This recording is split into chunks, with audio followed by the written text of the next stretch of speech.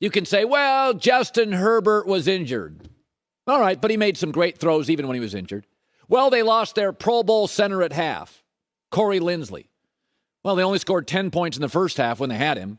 Well, Keenan Allen didn't play. That, I think, is fair. I said that yesterday on the show. I like the Chiefs because Keenan Allen wasn't available. He's really valuable, big third down receiver downfield.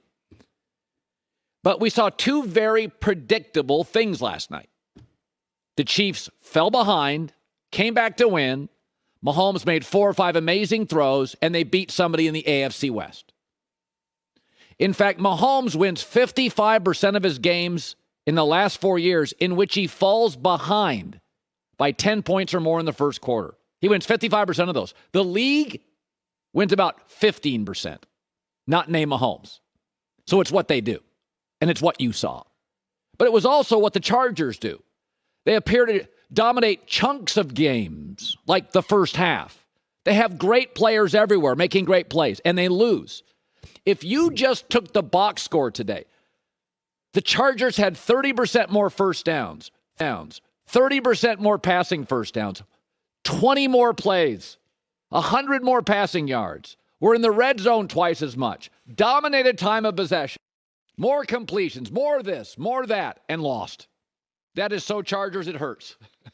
And I got to tell you something. You were witnessing two great quarterbacks. This is just great. You're going to see these guys play 2 times a year minimum for the next 10 years, maybe 15. But I don't like the Chargers offense. And they have a defensive coach, and he's young and inexperienced, and it drives me crazy. I think young star quarterbacks need offensive coaches. Be that as it may, Sean McDermott's been successful, but not successful enough to beat Mahomes with an offensive coach. And I watch the Chargers offense. It's not clever. It doesn't surprise me. It's kind of bashful, and it's incredibly predictable.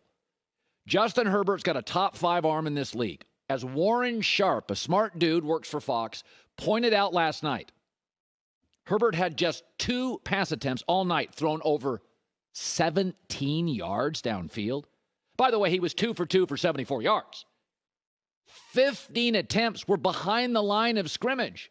Well, Colin, that pass rush. Well, it's not like Mahomes didn't face Bosa and Khalil Mack. 2 passes over 17 yards. That's like Tua's offense as a rookie, or Teddy Bridgewater, Sam Bradford. That's what you give a quarterback. Mitch Trubisky, Burrow, Mahomes, Allen, Lamar Jackson, Justin Herbert. Let it rip. Go downfield.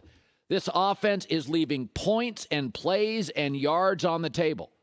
It's just not clever. It's funny. I watched USC with Lincoln Riley. He's got college kids, and his manipulation of personnel, he's got running backs going deep down the field. It's clever. It surprises me. It's very Kyle Shanahan. You don't know which way you're going. The Chargers line up, drop back, in the pocket, throw too often, under the sticks. It doesn't work for me. Meanwhile, Mahomes, the best in the league, coming from behind, has to play a new way because of Tyreek Hill's departure. So the first 2 games for the Chiefs, have you noticed something? Have you noticed the alteration? So Tyreek Hill was the ultimate cleanup hitter. Big play Tyreek Hill. Alters the field. Tilts the field. And Mahomes often sought big plays. The way to stop Mahomes, the word was, just take away the big play. Make him be patient. But that's hard to do when you still have Tyreek Hill, right? It's like saying, don't worry about home runs if you have Aaron Judge batting cleanup, right? Like, they had Tyreek Hill. It's hard to tell the quarterback, he's the world's fastest football player. Don't be reliant on the big play.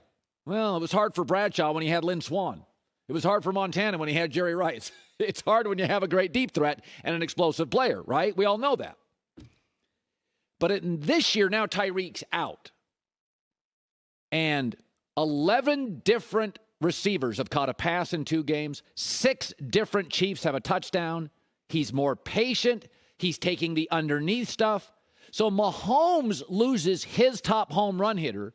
And there's no doubt in anybody's mind, I've been saying this all offseason, he'll be just as productive. It'll be a different offense, but he'll be just as productive. Aaron Rodgers loses his top receiver. They score 7 points in the opening game. Both have offensive coaches. Both have excellent organizations.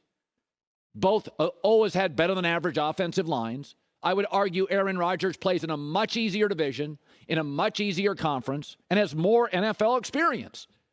But yet with Aaron, discombobulates. With Mahomes, he's amenable to change. And this is the unspoken greatness of Patrick Mahomes. He is so dynamic to watch.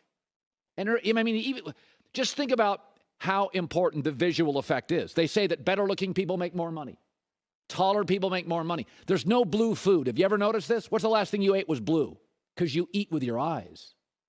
You eat with your eyes. There's no blue food. Nobody wants to eat blue food. So with Mahomes, we're awestruck by his arm and his talent. It's a fireworks show. And we don't give his brain credit, his coachability credit, his amenable style to change, his willingness to adapt. Tyreek Hill leaves. It's like you're watching a kid go, oh, I'm going to be more patient. I'm going to throw underneath. I'm going to take what they give me. I'm going to throw to 11 receivers. One off season. Go, go, go, go, go. Totally changes. Aaron loses his top guy. He's got a bunch of young guys. Aaron, remember the soundbite this week when asked about the opening performance, about, changing and adapting to the young players? Here's how Aaron responded. I am not going to change. I play the way I play. I'm not going to make alterations. Mahomes, hey, we just got to make it work. We got to get these guys involved. We got to make it work. Last night, Mahomes, a touchdown to a fifth-round pick on his second team. A touchdown to a third-round pick on his third team, a journeyman. 11 different receivers, 6 different guys caught touchdowns. We. Elevation of others. Aaron. I am not going to change. I have to throw this way. I have to do it this way. That's the difference. That is the difference. So when you tell me Aaron's better than Mahomes, I don't want to hear it. You don't get sports. It's not about the I, it's the we. You are leading an offense.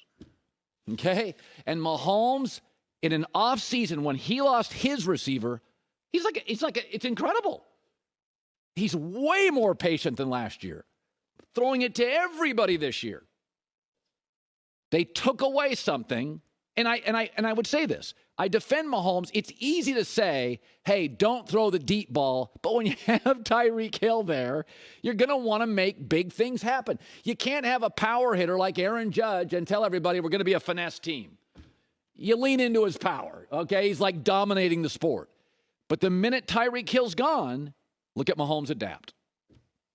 Guys on their third team, fifth-round picks, third-round picks, new guys, stars gone. He's got a Packer, he's got a Steeler, he's got 3 rookies, making it all work.